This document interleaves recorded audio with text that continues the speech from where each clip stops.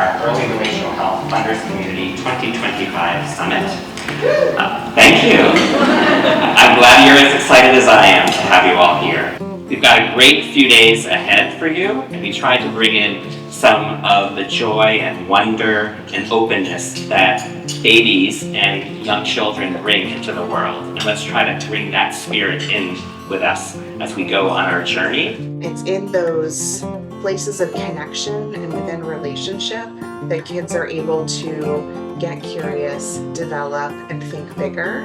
The beautiful expression of what happens when a community comes together in support of books for every child and support for every parent. That is our mission, that every child should start life with a home library, and they should have the chance to build that home library and have those tools for story times and reading with parents and building stories and vocabulary from the day they're born through that first decade of life. In those early moments of life, those first few months of life, the child's entire world is, they can only see this close. So their entire world is that relationship with whoever is playing that parental role in their lives. And so if we help nurture and support that relationship, then we're actually helping to promote the child's development. And for now, philanthropy needs to help support that. But we're actually been making progress through Pediatrics supporting parents and other work that people are doing in this space to convince Medicaid and others about supporting these other kinds of things within pediatric healthcare. So, I too have been really inspired by all of the great work that's happening in North Carolina and their commitment to building and strengthening those relationships and creating those systems and supports for children and families in North Carolina. Early relational health is a space where, where you're thinking about not just providers, pediatricians, and people who provide critical services, teachers. We're also thinking about the parents and the caregivers and how all can work together to promote a space for children where they really have their optimal growth.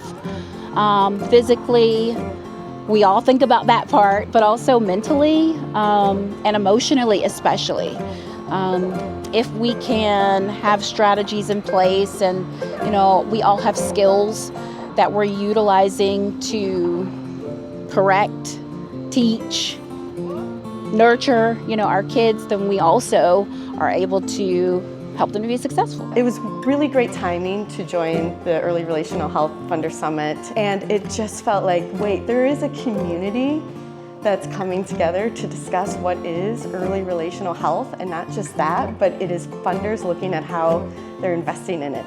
It was a perfect opportunity to go learn more and connect with how what we're doing in Alaska fits with that, or what we can learn and bring back into our home communities. Parenthood can be a lonely experience, and so we want people to have community, and we want them to have the resources that they need so that barriers are not in the way when it comes to building those relationships with their children. Father's voice are very important in childhood. Father needs to be involved because it strengthens the family and the child, and it goes generation to generation. I'm a basketball coach. I'm a voluntary coach, period. But in the YMCA and a lot of these organizations, they have struggle of getting coaches. And we've seen a lot of more fathers stepping up in practices. They say that we don't have a coach, or we haven't shortage of coaches. A parent will step up, and now it's more fathers stepping up to be participating in them. I see a brightness in the kid. I see the kid light up when the father comes into the games, or the father comes to the school for the participating in the honorable ceremony. They're smiling, they're looking for their father, they're waving. You just see the brightness of it because they want that. It just not a lot of it is very verbalized, but you actually see it physically. I often talk about sounding the alarm now rather than 18 years later.